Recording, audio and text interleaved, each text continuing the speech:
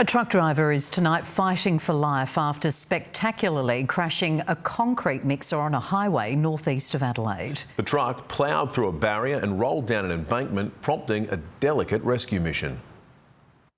By the side of the Stott Highway, a concrete truck, barely recognisable. Witnesses amazed the driver made it out of this crumpled cabin alive. The person was very lucky to alive, I think. The driver lost control of the concrete mixer just after 9:30 at Cainton, east of Angaston, ploughing through a barrier and rolling down an embankment. Because this is a very dangerous road. Down a little bit further, if he went over there, he'd be down 200 feet and he'd be dead. No worries at all about that. And just lucky he hit the barriers there.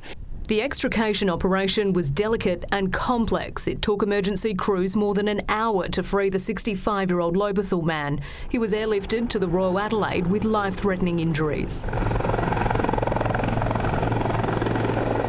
A stretch of the highway remained closed for several hours as investigators moved in.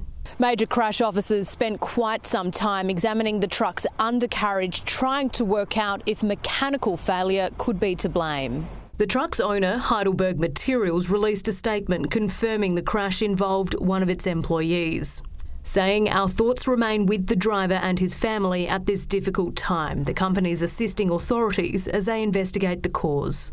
I think it might be that he's come down too fast and top heavy with a load of concrete and it's gone over. Casey Treloar, 7 News.